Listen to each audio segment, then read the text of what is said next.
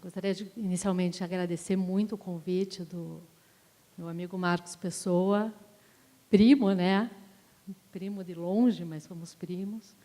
Meu marido que sempre disse, viu, teu primo aí, deu para ali o Marcos. Mas, enfim, queria agradecer muito a oportunidade de estar aqui nesse interessante evento, falando de assuntos tão desafiadores, tão inovadores. Sou a última do painel, tenho aqui o desafio de falar coisas interessantes depois de todos esses apresentadores, de todos esses expositores, e vou... mas tem uma grande saída, que não sou a única advogada. Vocês já assistiram a Carla, já se incomodaram com uma primeira advogada, eu sou também advogada, trabalho também com meio ambiente, há mais de 14 anos, e muito no setor elétrico. Então, todos os dias vivenciamos situações inovadoras, desafiadoras, não só no setor elétrico, mas em todo o setor de infraestrutura.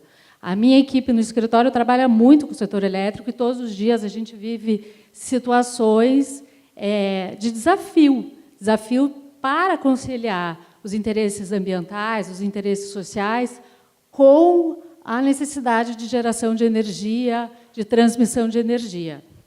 E hoje temos uma situação que é social, principalmente social.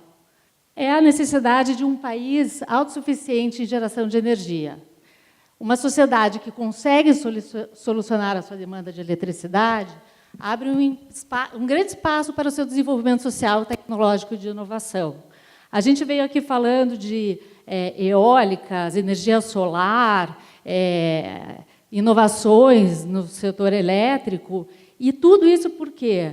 Porque a gente precisa de energia.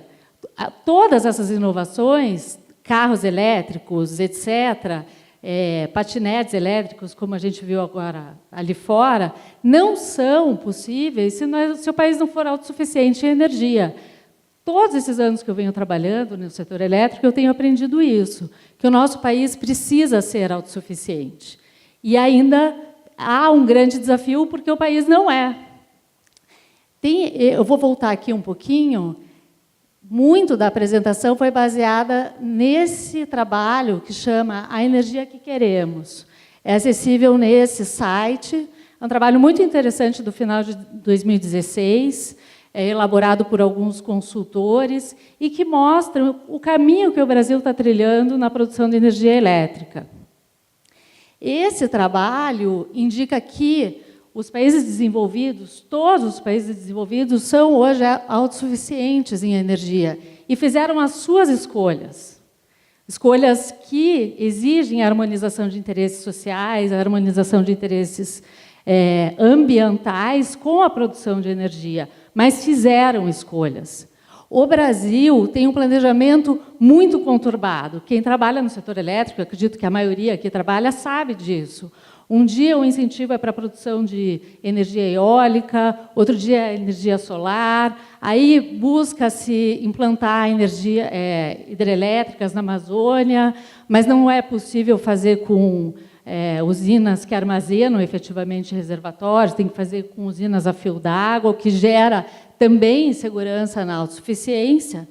E, por isso, esse livro, A Energia que Queremos, é muito claro ao dizer que o planejamento no Brasil é constantemente questionado, inclusive por outras questões tarifárias, etc., mas também muito em razão de fatores sociais e ambientais. Vocês sabem, todos os que trabalham no setor elétrico sabem que um dos grandes gargalos, uma das grandes dificuldades do setor é o licenciamento ambiental, que demora muito tempo, envolve inúmeros questionamentos e, muitas vezes, inclusive, inviabiliza grandes projetos hidrelétricos. Então, todo esse trabalho que nós temos feito no setor elétrico vai no caminho de buscar soluções para esses desafios. para evitar que o Brasil não possa progredir e ser autossuficiente. Esse livro, A Energia que Queremos, esse estudo, talvez isso seja muito básico para todos vocês que estão aqui, mas é um livro, é um estudo realmente bastante didático, e eu coloquei essa pirâmide porque pouca gente, pelo menos quando a gente conversa em geral com leigos, pouca gente sabe que existe a energia de base, que é formada pela matriz hídrica, térmica e nuclear, que são as fontes realmente garantidas, né, que o Brasil pode contar, os países podem contar com essa energia, e energia complementar, a solar, a eólica, a geotérmica e a marítima. Por que complementar? Porque elas não são garantidas. A solar depende da luz solar para poder gerar energia. Enquanto que a hídrica, ao se formar grandes reservatórios, você armazena energia, certo? Enquanto não tiver uma tecnologia que armazene vento, já ouvimos falar por aí, não teremos uma energia de base eólica.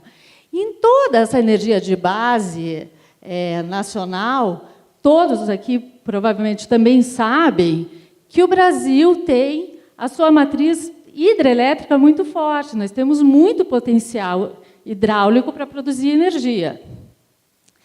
E hoje deixamos de fazer, por vários motivos.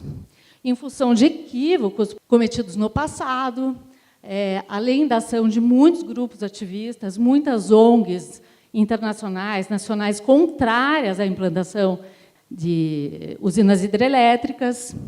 As hidrelétricas, hoje, para nós, isso é muito claro no escritório, elas estão em processo de demonização. Você fala em uma usina hidrelétrica, principalmente no norte do país, as pessoas abrem o olho, acham um escândalo produzir energia hidrelétrica no norte do país, por causa desses discursos todos contrários às hidrelétricas. E, quando se torna possível produzir, se faz hoje como a gente vê em Belo Monte, uma grande usina hidrelétrica que poderia ser uma garantia para o país, mas funcionando a fio d'água e não conseguindo gerar energia firme o ano inteiro. Hoje, inclusive, trabalhando nessa área, a gente vê que o ponto mais sensível para a construção de grandes hidrelétricas no norte do país são as questões indígenas, quilombolas, comunidades tradicionais, locais. Sem dúvida, é o ponto sensível para a conciliação de interesses entre a produção de energia hidráulica e essas questões sociais. Isso é constantemente trazido nos licenciamentos ambientais e, no nosso modo de ver, é o grande gargalo hoje do licenciamento ambiental do setor elétrico. Então, a pergunta que fica é como conciliar esses interesses socioambientais indígenas, quilombolas, ribeirinhos, pescadores, etc., com a premente necessidade de instalar usinas hidrelétricas. E é aqui que entra o tema de inovação da nossa proposta, da nossa apresentação. Como conciliar esses interesses? É o desafio que nós vivemos todos os dias, trabalhando, prestando consultoria em licenciamento ambiental, em direito ambiental no escritório. Uma das possibilidades que nós nos deparamos esses dias, em razão de uma grande usina hidrelétrica no norte do país, é manter os ribeirinhos, os indígenas que, porventura, estejam sendo atingidos por uma grande usina hidrelétrica na própria área de preservação permanente.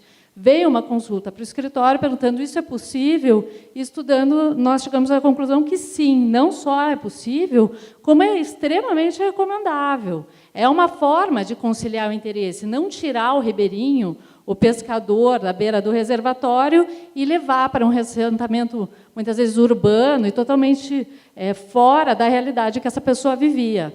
Isso é previsto em lei, existe uma disposição específica para manter os agricultores familiares em áreas de preservação permanente, E a lei também equipara agricultores familiares com silvicultores, extrativistas, pescadores, povos indígenas, comunidades quilombolas e demais povos tradicionais.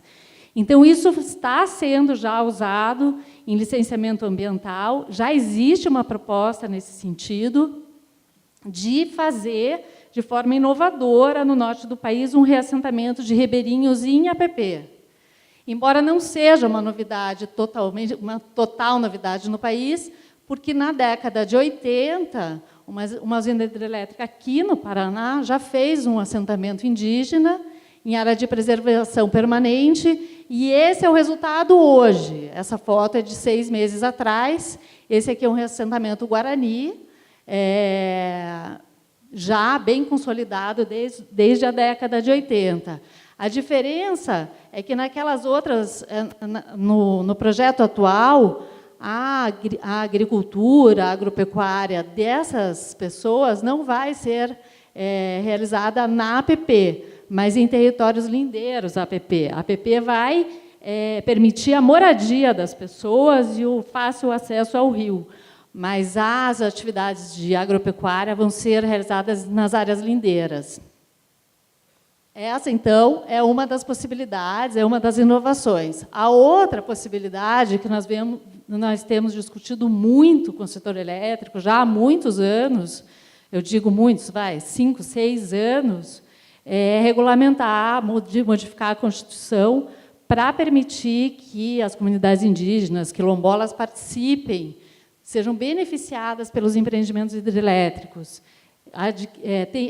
que essas usinas hidrelétricas possam ser construídas em terras indígenas e que essas comunidades indígenas tenham a oportunidade de oferir ganhos financeiros desses empreendimentos. Efetivamente ganhem, porque hoje a gente vê que essas terras indígenas são impactadas indiretamente e acabam virando grandes órfãs, eternas órfãs das usinas hidrelétricas. Então, vem tramitando já há algum tempo um projeto no Ministério de Minas e Energia nesse sentido, para equacionar as questões indígenas, principalmente, e nós temos trazido isso à lume, né, ao conhecimento das pessoas, porque existe um grande conflito de interesses, muitos não querem que isso se consolide, mas, no nosso modo de ver, seria uma grande saída para a harmonização de interesses.